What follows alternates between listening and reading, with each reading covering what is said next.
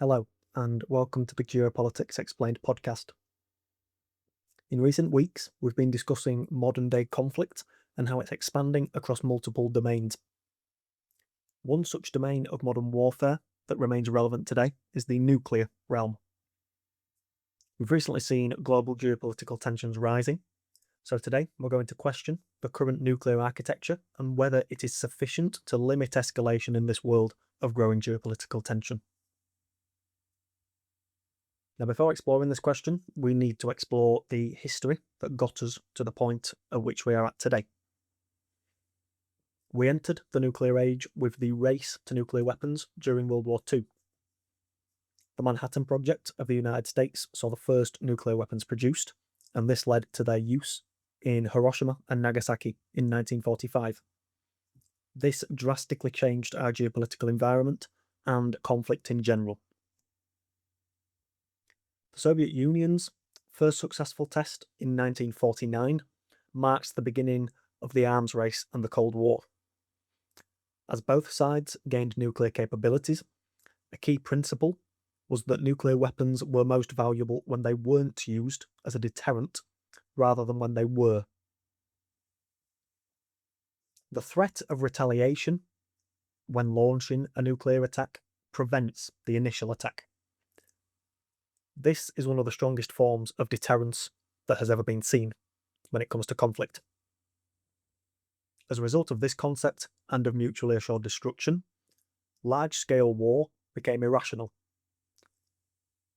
Nuclear weapons ensured that nobody could win large-scale wars, but as we detailed in the stability-instability paradox at the end of last episode, this paved the way for smaller, more limited conflicts. As the domains of modern-day conflict expand, these limited conflicts are expanding in severity, in scale, and in frequency.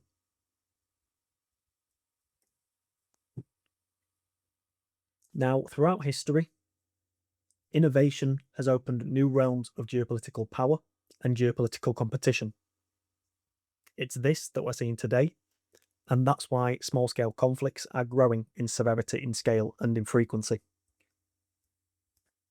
Early civilizations harnessed agriculture. Metalwork then created weapons and tools to improve efficiency, and the navigation of oceans led to global trade. This is very generalized, but it highlights a point that I will get to in a moment. The Industrial Revolution then improved productivity further, utilized key resources, and provided geopolitical powers with a literal engine. Air power then opened up the skies as a new geopolitical realm, and nuclear weapons at the end of World War II opened another. Many of these aspects remain vital to modern day life today, but more importantly, these innovations are areas that can be weaponized because of how vital they are to modern day life. Now, when it comes to the nuclear realm, one early aim of the nations that possessed nuclear weapons was to limit the spread of them. This was done through the Nuclear Non-Proliferation Treaty. The treaty also sought to encourage nuclear-armed nations to pursue disarmament, to limit the size of their arsenals, and to increase transparency. With few actors in the nuclear realm at the time, the Non-Proliferation Treaty reduced the likelihood of miscalculation. However, despite efforts, more states acquired nuclear capabilities.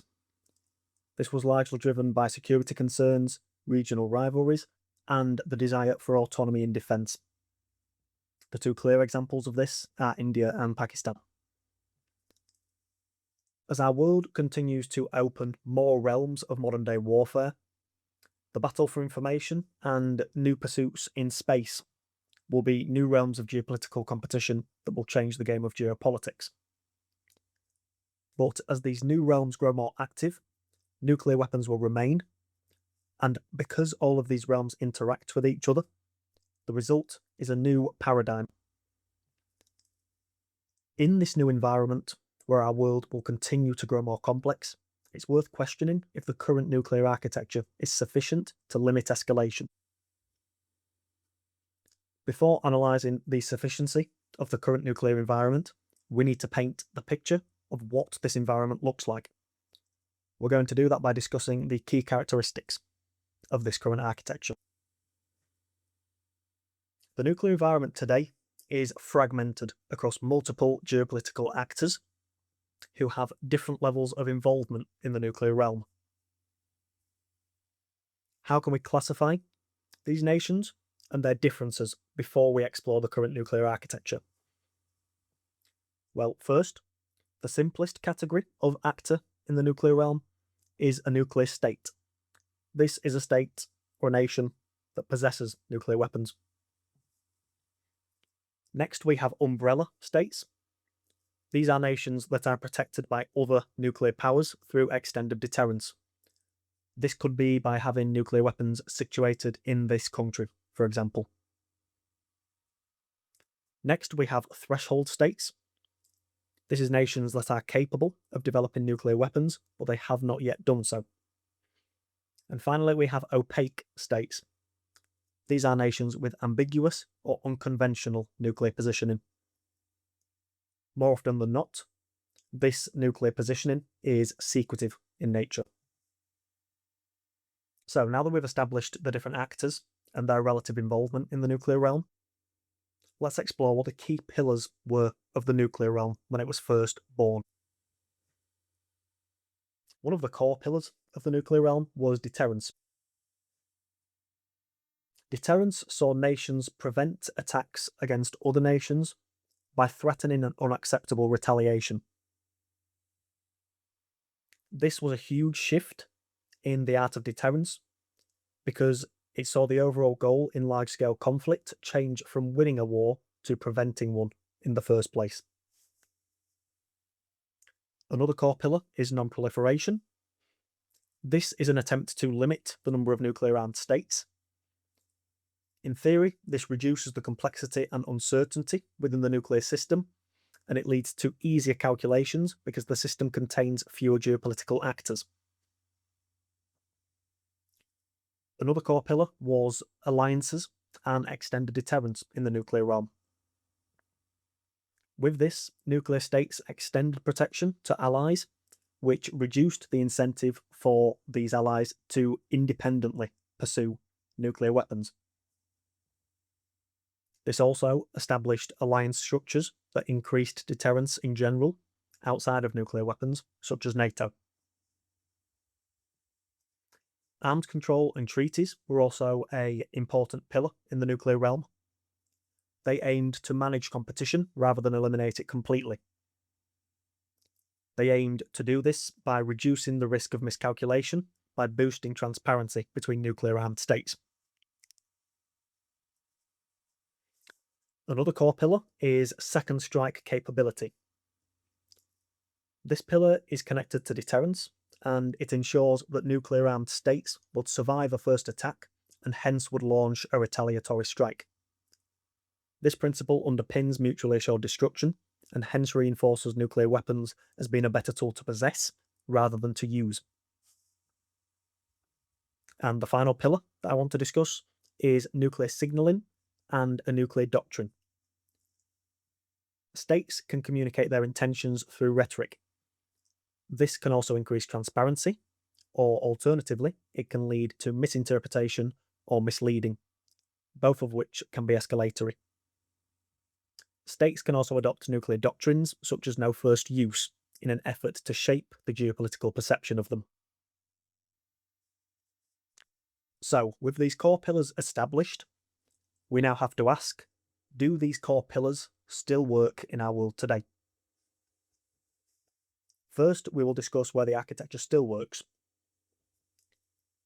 It still works at preventing conflict between great powers. Deterrence and second strike capability remain, and they ensure that direct, large-scale conflict between nuclear states is irrational because retaliation would occur. Even in our world with rising tensions and conflict across multiple realms of modern-day war, escalation in the nuclear realm remains fairly limited. Also, where extended deterrence to umbrella states is still credible and reliable, this architecture also holds. Umbrella states that feel sufficiently protected can rely on this protection rather than pursuing their own weapons.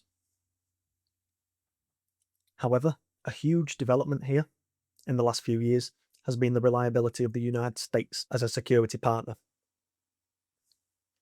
As a result, this is one area where we could start to see the current architecture fail. Within cohesive alliances, there is less risk of proliferation, but many alliances around the world today are far from cohesive. This is clear when we look at the current status of NATO, for example.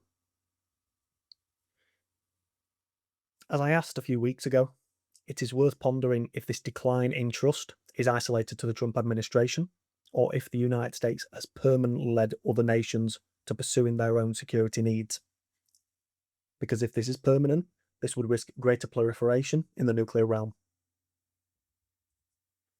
One area that also still holds in this architecture is managing rivalries through communication. However, the strength of this core pillar is weakening. The United States and Russia didn't renew the START Treaty back in February 2026. This puts both nations in an environment where their arsenals are more secretive and less constrained. This reduces transparency, and information asymmetry naturally contributes to misinterpretation and overreaction, as we've been discussing recently with the rise of information as a domain of modern-day warfare. Finally, when fewer actors existed within this nuclear architecture, it was easier to define relationships between nuclear-armed states. The incentives of these nations and their red lines, if they were made clear, led to less ambiguity. But as the world grows more multipolar, and as information warfare and nuclear signalling grow in frequency, this nuclear architecture will grow more complex as more actors enter the nuclear realm. If we throw proliferation risk into this architecture also, we are risking maintaining an architecture that isn't sufficient to control these new emerging trends. In this environment, stability is harder to sustain, and so we need a new architecture that represents this more unstable environment. But before discussing a new potential environment, there are also areas of the former nuclear architecture that never worked in the first place. Firstly, conflict below the nuclear threshold is incentivized, and with conflict growing more complex and entering multiple domains, this has the potential to see conflict spark across multiple realms. This is already difficult to keep up with today, and as our world grows more complex, conflict across multiple domains has the potential to run out of control. Also, despite escalation remaining contained within the nuclear realm, as conflict grows across multiple domains of modern-day war, there are strategies that we can imagine today that could cause huge existential damage to a nation. For example, in the conflict in the Middle East, Iranian strikes against desalination plants that would leave them out of operation are considered hugely damaging options. This highlights that the expansion of conflict is creating areas of modern-day war in which extreme damage can be done to other nations beyond nuclear weapons. Another area where the current nuclear architecture no longer holds is in the psychological effects in the nuclear realm. Threshold states benefit from the power of imperfect information. For example, the status of Iran's highly enriched uranium being unknown gives it power, especially when it comes to nuclear signalling and in the current negotiations as a part of the conflict in Iran. As we discussed last episode, signalling, whether true or not, also leads to real change in a nation's calculations and strategies. This naturally leads to more risk in a world that is growing less transparent. And so, to sum up this episode, when complexity, uncertainty, and limited scale conflicts are growing in frequency, the current nuclear architecture in some areas is breaking down. This architecture also assumes rational actors, clear signalling, and a nuclear realm with limited actors. In our world today, actors are growing more ambiguous, there are more actors present in the nuclear realm, and nuclear signalling is massively adding to the noise and is unclear and misleading. As a result, this requires a shift in some aspects of our nuclear architecture. The system that was built is misaligned with our current changing geopolitical environment, and so we need to design a system that incentivizes de-escalation. It's this that we'll discuss next episode. That's all for today. If you enjoyed this episode, please consider leaving a review on the podcast platform of your choice. I've been Dylan, and I'll talk to you next time.